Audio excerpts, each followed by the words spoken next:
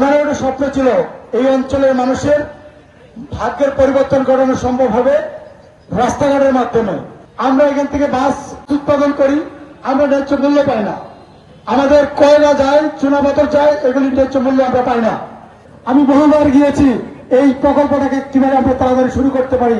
আমাদের এই 5 বছরের মধ্যে যেন মানুষ সুফল পেতে পারে, এই 5 বছরের মধ্যেই যেন মানুষ এইগুলো যাতায়াত করতে পারে।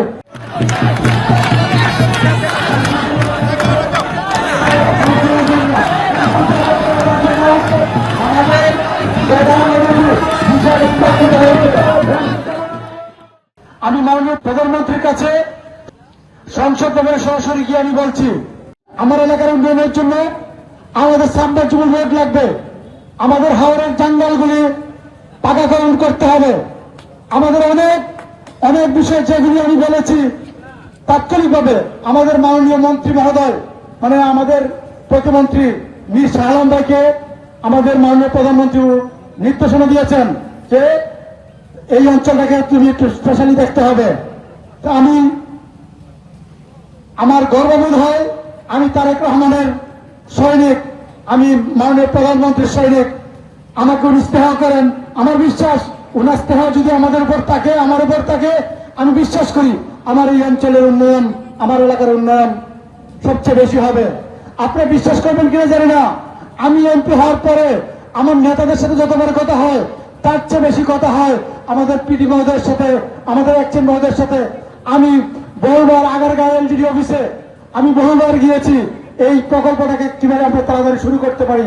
আমাদের এই আমলে যাতে আমাদের এই 5 বছরের মধ্যেই যেন মানুষ সুফল পেতে পারে, এই 5 বছরের মধ্যেই যেন মানুষ এইগুলো যাতায়াত করতে পারে, সেজন্য আমি সর্বোচ্চ চেষ্টা আমি আমার সাধ্য অনুযায়ী করে যাচ্ছি।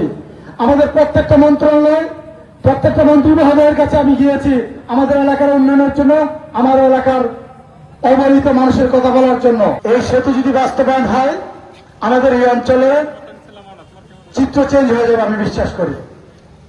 কারণ আমার প্রিয় নেতা মরহুম নজির হোসেন সাহেব, যিনি 3 বারের এমপি ছিলেন, আমি ওনার সাথে ছিলাম দীর্ঘদিন, ওনার সাথে আমি রাজনীতি করেছি।